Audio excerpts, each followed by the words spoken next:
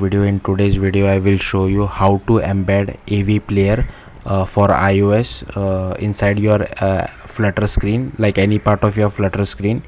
So yeah, let's get started. So firstly, I have done how to play video inside Flutter app for iOS as well as for Android. But for iOS, what I was doing was I was opening a new view controller, that is the AVPlayer view controller. But in this video I want to embed it in part of my screen, like how I was doing it for Android, and this video will only focus for iOS because I have already done it for Android.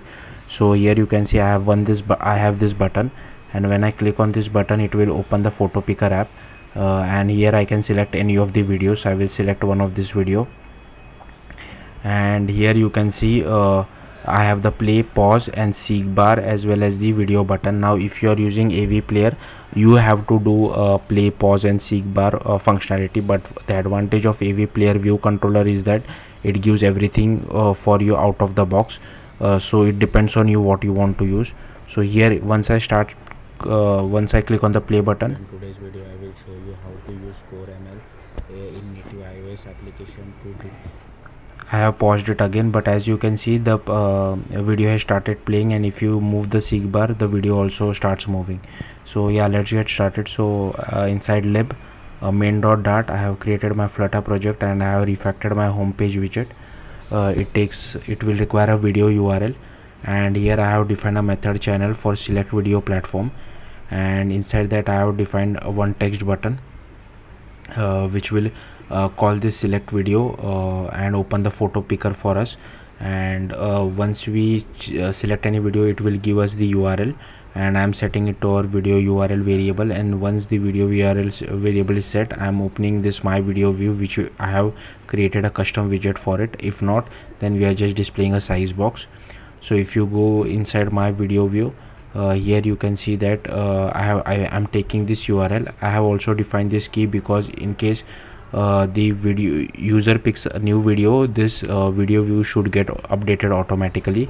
And here is the video URL which I have defined inside creation params, and this will get called in case you pick another video.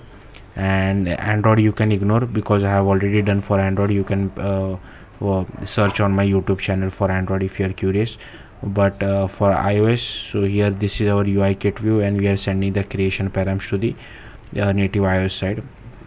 Now if you open the project, firstly you will have to go to info.playlist and add this privacy photo library usage description permission. Next, inside app delegate you will have to import photos and photos UI, and you will have to extend ph picker view controller delegate. Then I have defined a Flutter result as well as Flutter view controller, and here we are registering our view, so you have to use the same variable name identifier which you have defined over here. Okay, next here we are initializing our controller, and here we are defining our method channel of select video platform, so which we had defined over here. Once we have defined, once we call this select video method is called, then we first check for permission, and if all permissions are granted, we call the pick video method. So if you see, this is the way of requesting permission, ph photo library dot request authorization, and depending on whether it was authorized or not, I'm sending the completion as true or false. Then this is the method for picking video. So selection limit is 1, filter is by videos, and once this is called, we open the ph picker view controller, and once we get the once user selects a particular URL, we just send it back to the Flutter side, but make sure you send it as a string. And here this will be called once you pick any video. So here you can see I am calling this handle pick video result once we get a proper URL. And what else? Okay, so I have so we are first checking whether the result is getting the first result. And to be honest with you, like I have just copy pasted this code from Stack Overflow. What typically happens, like once you pick a video, it's not as simple as just getting the URL. You have to store it in temporary directory. So here you can see we are doing that. Then we have to copy that video, then we will get this directory URL and send it back to our Flutter side. So that's what is happening in all of this stuff. and this is just an extension for page authorization status. Next, I have defined my video view native view factory class, and this is boilerplate code which you have to write whenever you want to embed a native view. And here you can see that we are creating object of my video view native view, and if you see my video view native view, this extends from Flutter platform view, and here you can see I have created a player layer, then the play button, pause button, as well as the seek bar, and this time observer token because we want to move our seek bar. If the like as soon as the video is playing and the video is moving, we want to move our seek bar as well. That's why we have created this. And here we are creating a native view. So here I have just initialized, and we are sending that video URL to this method.